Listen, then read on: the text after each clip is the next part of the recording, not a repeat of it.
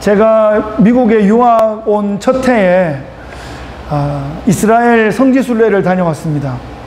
그 신약학 수업 한 과목 할 수 있다 그래가지고 아주 기쁜 마음으로 신청을 했더니 미국 학생 200명 틈에 한국 첫 학기 유학 온 사람 2명이 끼어가지고 아주 그냥 또 인솔하시는 교수님이 영어가 얼마나 빠르신지 영어는 하나도 못 알아듣고 그냥 감으로 따라다니면서 눈치껏 이렇게 다녔던 기억이 있습니다. 15년도 훨씬 지난 옛날 얘기가 됐는데요. 2000년 전, 3000년 전, 그런 성경시대의 성지인데 막상 갔더니 아랍 상인들만 막 들끓고 한국말로 막 이렇게 싸요 들어오세요 막 이러시고 성경시대 흔적은 참 찾기가 어려웠습니다. 교회들이 많이 있었는데 이렇게 생긴 교회들이 있었는데 막상 가면 2000년 3000년 전이 아니라 몇백 년 전에 가톨릭이 지은 무슨 기념교회 하는 것만 많이 있는 거예요. 그러니까 성경시대에 그 자리에서 뭐가 있었는지도 되게 그냥 전설 같고 정확하지 않을 확률이 되게 많은 인간들이 만들어 놓은 그런 관광지가 되어 있었어요. 가장 선명하게 기억에 남는 이건 성경시대랑 확실하다 하는 곳이 두 군데가 있었는데 그게 갈릴리 호수랑 사해바다였습니다. 갈릴리는 정말 푸른 막 물결이 막 넘실대고 가면 배를 타고 나가거든요. 그래서 그 위에서 선상 예배를 드릴 수 있도록 그렇게 안내를 해줘요. 그럼 인솔 책임자가 선상 예배를 인도하고 그 갈릴리 호수 위에서 주 하나님 지으신 모든 세계 하면 막 찌릿찌릿합니다. 그러면서 서로 예수님이 어디에서 어디로 걸었을까 막 이런 거 막 얘기하면 또 되게 막 재밌고 설레고 그랬습니다. 근데 또 한 군데는 전혀 상반되는 곳인데 예루살렘 동쪽편으로 버스를 타고 한 20-30분 이렇게 가니까 이 지구상에서 가장 낮은 곳에 있는 사해바다.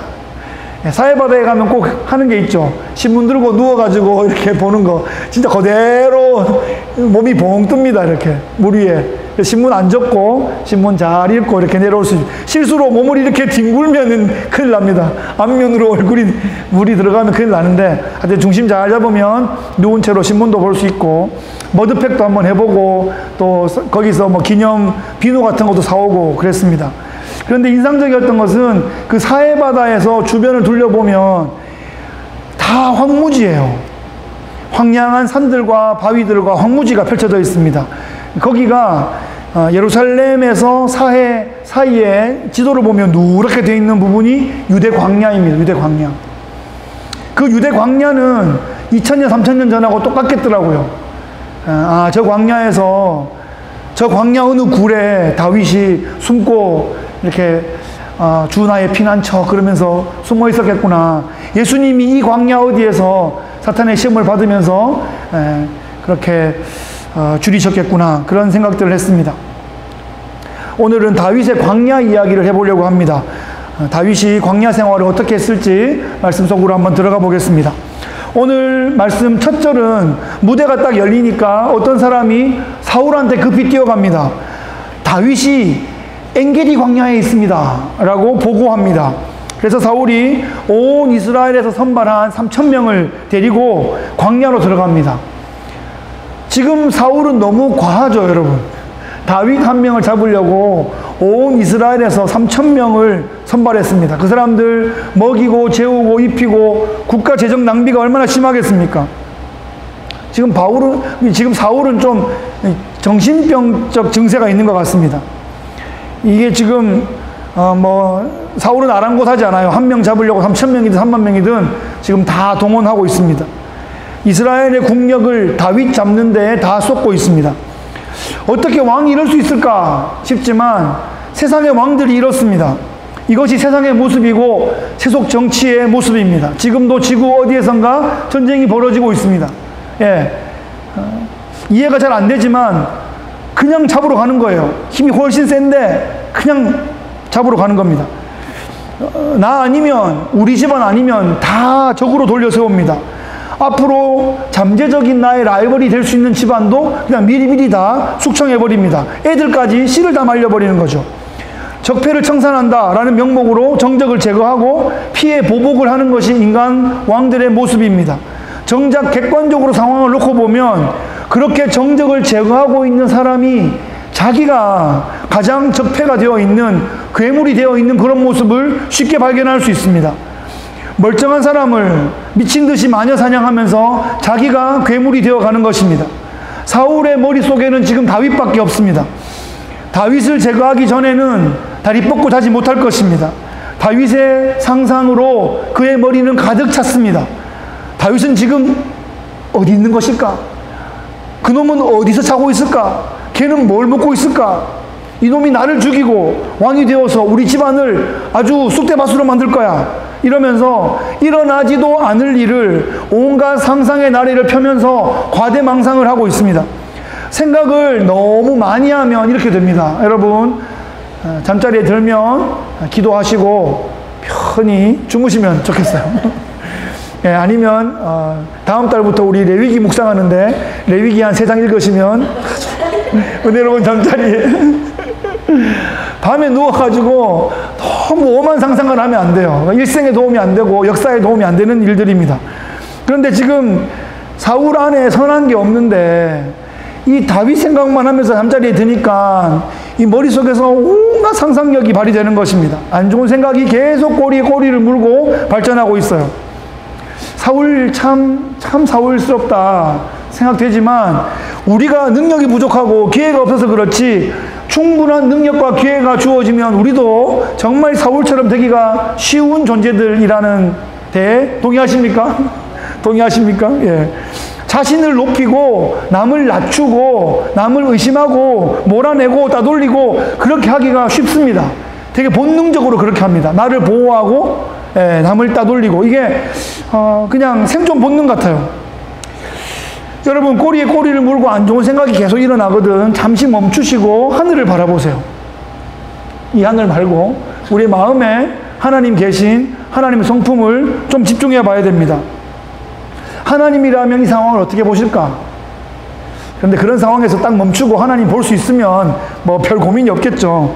뭐 사울 같은 괴물 되지 않겠지만 혹여나 우리에게 그런 상황, 그런 유혹이 다가온다면 생각을 딱 멈춰야 됩니다. 사울은 지금 다윗을 광야로 몰아놓고 자기도 다윗을 잡으러 광야로 따라 들어가고 있는데 사울은 이미 그 마음이 광야 속에 있었습니다.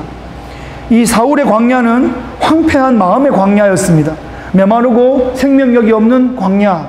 어떤 생명력도 깃들어서 되게 풍성한 그런 생태계를 만들 수 없는 그런 팍팍한 광야가 되어버렸습니다. 어떤 생물도 살아있기 버거워하는 삭막한 광야가 사울의 마음밭이었습니다. 그런데 한편 지금 엔게디 광야에 숨어있는 다윗의 모습은 어떨지 한번 우리가 살펴봅시다. 다윗은 왕의 사위였죠. 왕의 호위대장이었고 백성들의 지지와 응원을 한 몸에 받는 아주 스타 국무위원이었습니다. 다윗은 지금 그런데 궁궐에 있지 않고 광야에 쫓겨다니는 도망자의 신세가 되어 있습니다. 지금 다윗은 잘못해서 도망치고 있는 것이 아니라 죽음의 위기 때문에 그냥 도망자로 몰려서 그렇게 피하고 있는 것입니다. 히스테리에 빠진 장인어른 사울을 피해서 도망치고 있는데 그 상황에서 다윗은 분노하지 않고 낙심하지 않고 절망하지 않고 원망하지 않고 무너지지 않고 있습니다. 다윗은 광야에서 하나님께 집중하고 있습니다. 하나님의 성품을 바라보고 있습니다. 지금 도시를 떠나서 궁궐을 떠나서 모든 정치적인 관계와 사회적인 관계를 떠나서 깊고 조용한 광야 가운데 나와 있습니다. 여러분, 광야는 두려운 곳입니다. 광야는 소름 끼치게 조용하고 조용하다 갑자기 무슨 일이 일어날지 모르는 그런 곳입니다. 저도 광야가 두렵습니다. 광야에 가서 하루 동안 야영해보라 그러면 못할 것 같습니다. 군대에 있을 때는 텐트 치고 야영을 많이 했는데 솔직한 말로 같이 하니까 하지 혼자 하라 그랬으면 못할 것 같습니다.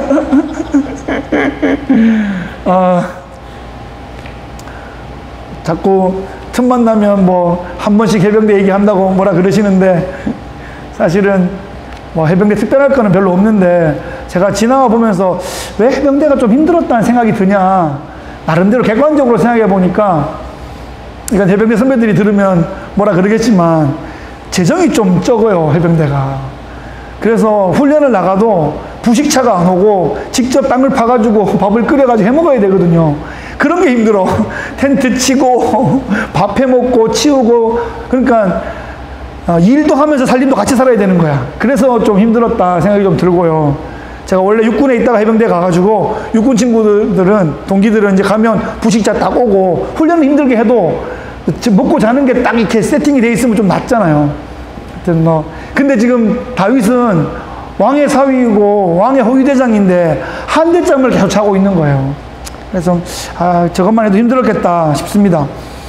근데 광야는요, 지금 다윗의 모든 커리어가 지금 광야에서 아무 소용이 없습니다. 게다가 주변에 어떤 사람들이 있죠? 환난 당한 사람, 빚진 사람, 쫓기는 사람, 원망한 사람, 원통하는 사람, 이런 사람들이 모여 있습니다. 다윗이 언제까지 이렇게 살 수 있을까? 언제까지 이렇게 쫓기면서 안 죽고 버틸 수 있을까? 이런 생각 하지 않았겠어요? 이거 언제까지 이렇게 해야 되지? 이거 언제까지지? 여러분, 실험용 쥐도 계속 스트레스 주면 약물 주입 안 해도 스트레스 때문에 콱 죽어버린대요. 이 사람이 그래요. 예. 쥐도 그런데 사람도 계속 스트레스 주면 그것 때문에 계속 몸에 막 안 좋은 것들이 막 나와서 스스로 무너질 수 있는데, 지금 다윗이 처한 상황은 엄청나게 스트레스를 받을 수 있는 상황인데 다윗의 내면은 황폐해지지 않았어요. 지금 다윗은 광야에서 하나님과 더욱더 깊어지고 있습니다. 다윗의 시편의 그 많은 시들이 궁궐에서 편할 때 쓴 시가 아니라 광야에서 생명의 위협을 받으면서 쫓기면서 주 나의 피난처 이렇게 쓴 것이에요. 정말 가슴 절절한 그런 고백입니다. 다윗은 광야에서 하나님과의 대화와 기도와 묵상과 예배를 통해서 정말 보석 같은 시를 썼던 그런 은혜가 있었습니다. 광야에서 하나님의 성품을 묵상하고 하나님께서 하신 구원의 역사를 또 묵상하고 또 하나님께서 지금까지 나를 보호하시고 지키셨던 나의 과거를 또 기억하고 지금도 이 지구와 우주와 풀 한 포기, 풀벌레 하나까지도 섬세하게 케어하시는 그 하나님의 섭리를, 그 하나님의 돌보심을 피부로 경험해 가고 있습니다. 사람들의 오해와 비난과 아우성으로부터 구별되어 있는 곳, 분리되어 있는 곳, 그런 의미에서 광야는 거룩한 장소이다, 그런 생각이 들었습니다. 태초에 그 하나님과의 관계로 오롯이 들어갈 수 있는 곳이 광야입니다. 하나님과의 관계로부터 자신을 바라보고 거기로부터 상대방을 바라보고 공동체를 바라보고 또 나의 대적까지도 바라보고 시대를 바라보는 그런 눈을, 그런 시각을 키울 수 있었던 곳이 다윗의 광야입니다. 정말 그곳에서 다윗은 신의 성품을 배워갔습니다. 그렇게 광야는 다윗에게 있어 정말 좋은 학교가 되었고 훈련장이 되었고 어머니의 그런 품과 같은 다윗을 또 다르게 양육해주는 그런 곳이었습니다.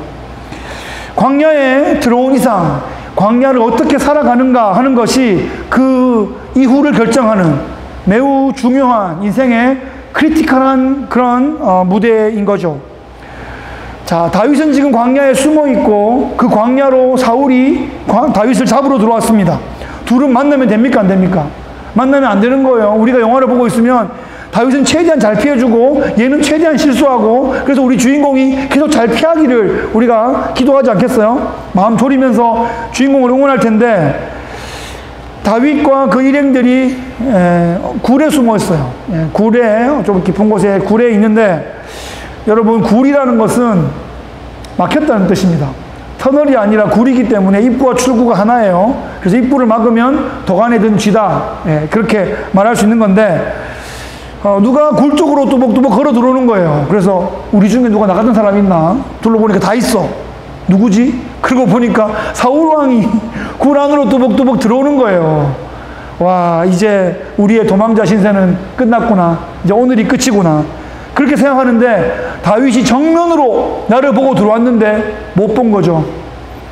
그 한낮에 중동의 자결하는 태양빛 속에 눈 조리개가 작아져 있다가 어두운 데로 확 들어오니까 조리개가 덜 커져가지고 안 보이는 거죠. 극장 들어갈 때 더듬더듬 한 것처럼 그런 거죠. 이렇게 보고 있는데 못 봐. 그러더니 갑자기 옷을 주섬주섬 막 벗더니 칼하고 옷하고 허리띠하고 다 풀더니 쭈뼛쭈뼛 가더니 뒤로 등을 대고 주저앉는 거예요.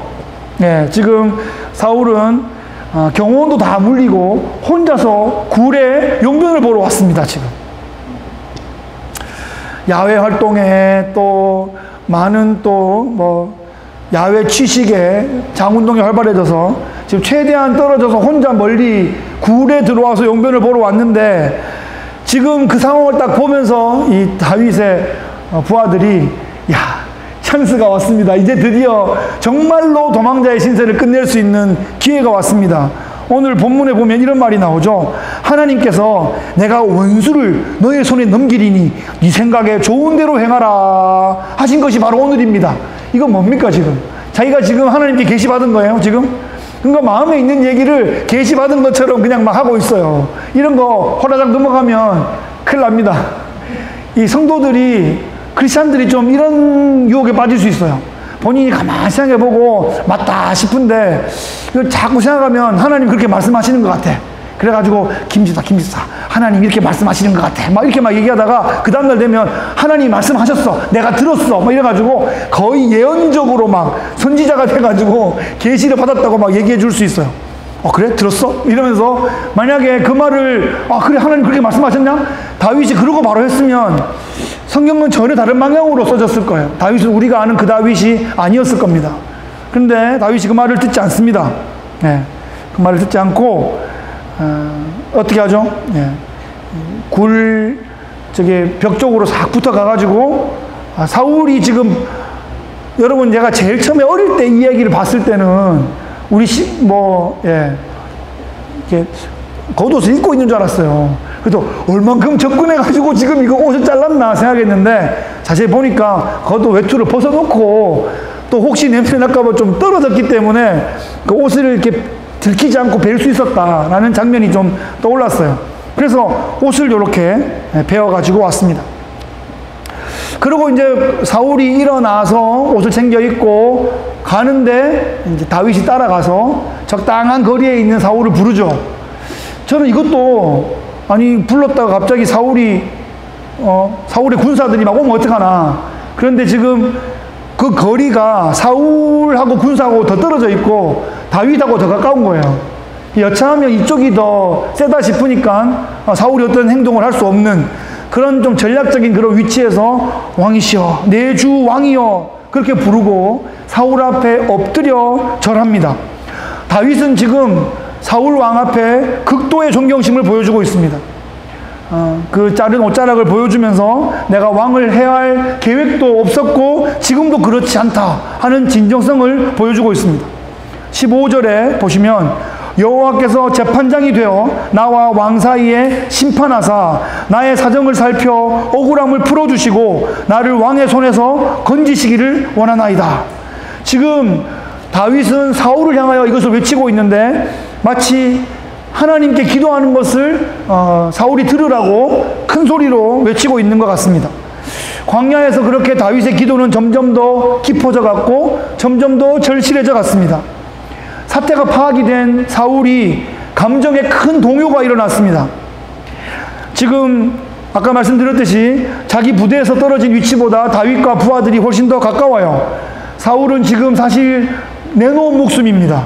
지금도 위험합니다. 하지만 다윗은 자기가 다윗에게 한 것과 전혀 다르게 다윗은 사울에게 극도의 존경심을 보여주고 있고 자신의 목숨을 보전해줬다 하는 것을 지금 알게 되었죠.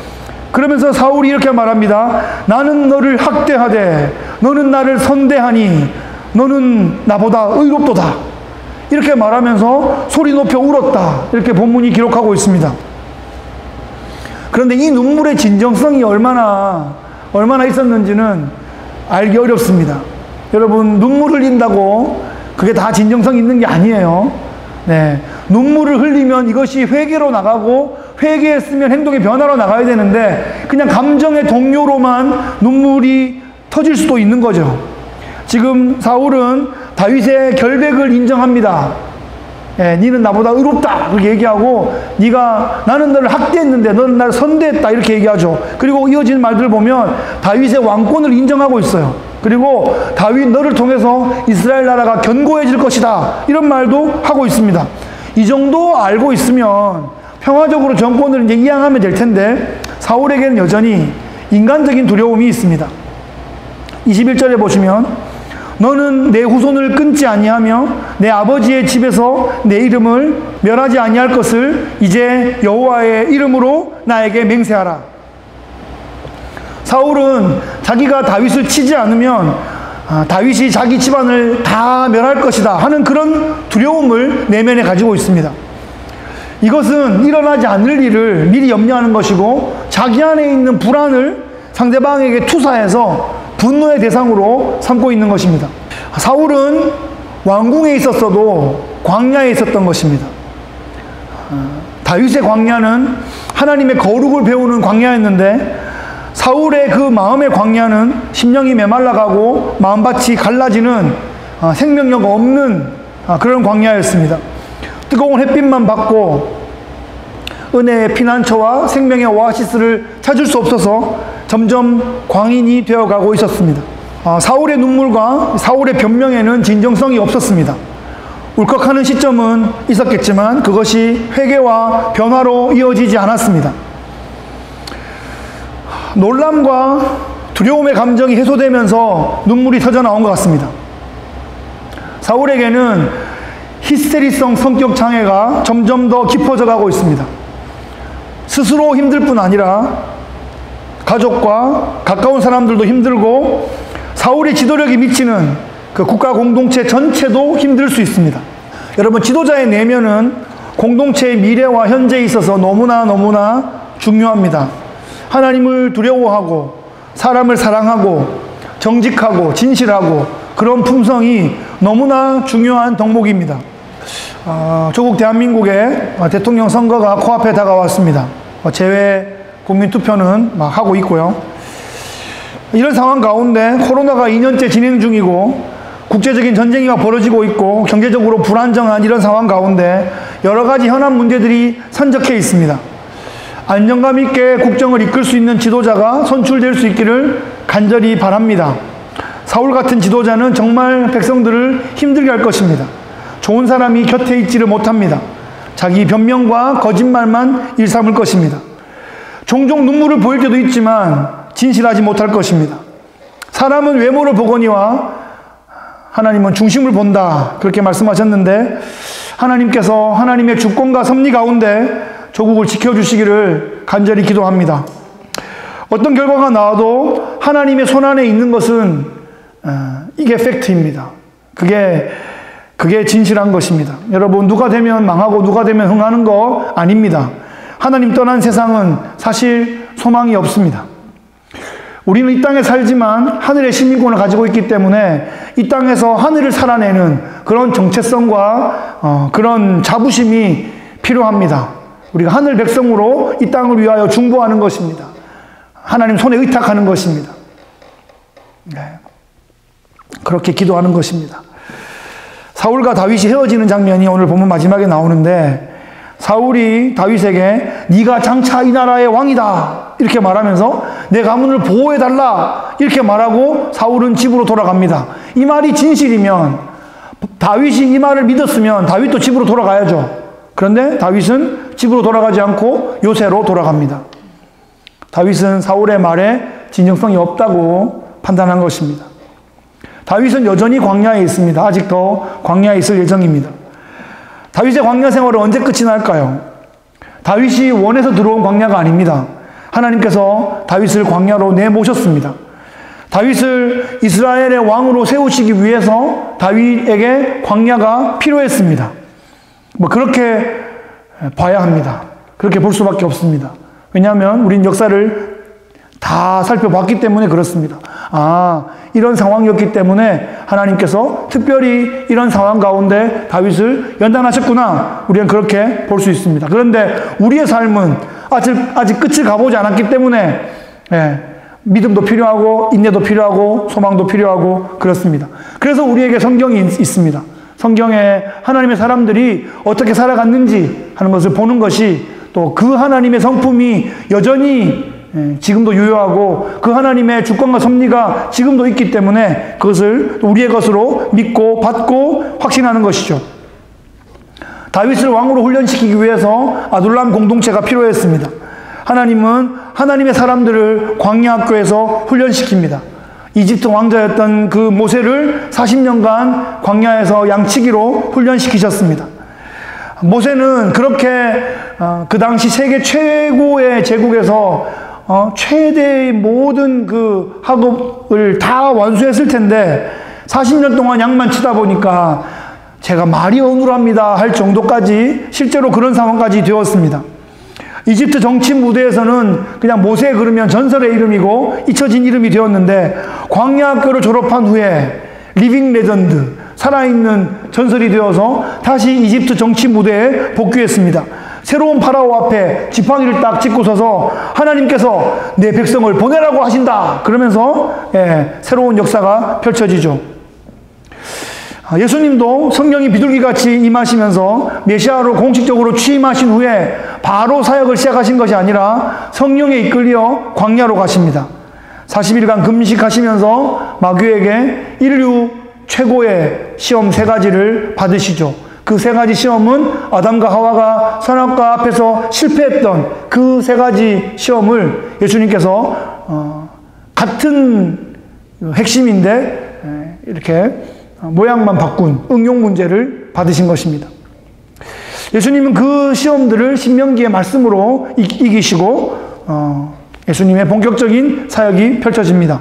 예수님의 광야 시험을 이기신 장면이 오늘날 우리가 첫 번째 아담이 실패한 후에 두 번째 아담이신 마지막 아담이신 예수님이 어떻게 살아내는가 하는 삶의 모델을 신앙생활의 모델을 보여주신 것입니다. 광야는 필요했습니다. 이스라엘 백성에게도 필요했고 다윗에게도 필요했고 예수님도 광야를 겪으셨고 우리에게 광야가 필요하다 하는 것을 보여주셨습니다. 광야를 통해서 지도자로 훈련되고 광야를 통해서 하나님의 사람으로 훈련됩니다. 하나님의 성품을 배우고 거룩을 배우고 영혼을 대하는 법을 배우고 시대를 읽는 법을 배울 수 있는 곳이 바로 광야입니다. 말씀을 정리하겠습니다. 오늘 말씀의 제목은 하나님의 손에 맡겨드리라, 의탁하라 하는 것입니다. 다윗은 광야에서 하나님의 마음을 배우고 닮아갔습니다. 자신의 숨통을 끊어놓고자 하는 대적을 만났지만 인간적으로 응대하지 않고 하나님의 손에 의탁할 줄 아는 멋진 하나님의 사람이 되었습니다. 자신의 손을 사용해서 자신의 힘을 의지해서 자신의 방법대로 하면 사울이 되는 것이고 하나님의 손에 의탁할 줄 알면 다윗이 되는 것입니다. 하나님은 우리를 때로 물리적 광야가 아닌 상황적인 광야로 우리를 이끄십니다. 내 생각으로 잘 이해되지 않는 어떤 상황들, 내 능력으로 극복하기 어려운 어떤 상황들, 이러지도 저러지도 못하는 딜레마적인 상황들, 그런 상황 가운데 개인이 처해 있기도 하고 공동체가 처해 있기도 하고 민족이 처해 있기도 합니다. 지금 또 지구 한편에서는 전쟁이 벌어지고 있고 또 전쟁을 경험했던 우리 민족은 또 그 아픔을 또 알고 있기 때문에 또 기도하는 많은 성도들이 있습니다. 그런 일이 우리 평생에 한 번도 없으면 좋겠는데 그런 전쟁 상황이나 또 뭐 망하는 상황이나 뭐가 진짜 큰 위기 가운데 봉착하는 상황이나 정말 광야에 들어가는 상황이 없으면 좋겠는데 우리는 상황적으로 상대적으로 그런 광야적 상황에 충분히 처할 수 있습니다. 처할 수 있다고 믿고 준비하는 것이 훨씬 유리하고요. 내 평생에는 한 번도 없다라고 하면은 안 될 것 같아요. 여러분 가장 큰 고난과 가장 큰 갈등을 겪으셨던 분이 우리 예수님이십니다. 예수님이 십자가를 향해서 가는 그 길이 가장 큰 갈등이 있었고 가장 큰 고민이 있었고 광야로 치면 가장 험준한 광야였습니다. 사탄의 3가지 시험 중에 한 가지로만 이렇게 어떻게 잘 타협을 했어도 그 광야에 십자가의 그 광야길을 안 걸으실 수 있었는데 예수님은 믿음과 순종의 길을 가시겠다. 그렇게 결단하신 순간부터 광야에 들어가신 것이고, 예수님의 제자들도 그런 상황적으로 그 예수님의 광야길을 생명길로 알고 따라가고 있는 것이죠. 하나님은 그런데 우리에게 감당 못할 시험은 주지 않으신다 하셨습니다. 예수님께서 미리 걸어가신 길이고, 예수님 제자들이 걸어갔던 길이고, 우리의 믿음의 선진들이 갔던 길입니다. 우리의 일생을 통해서 걸어가야 하는 길입니다. 주님께서는 우리에게 이긴 싸움을 싸우게 하시겠다, 그렇게 약속하셨습니다. 이번 한 주간도 그 마음으로 이긴 싸움을 싸우게 하시는 그 하나님을 믿으면서 우리의 모든 삶의 계획과 결정들을 하나님의 손에 의탁하면서 예수님을 닮은 그런 광야의 영성을 깊이 체험하고 채워가시기를, 그래서 승리하시기를 예수 그리스도의 귀하신 이름으로 축복합니다. 아멘.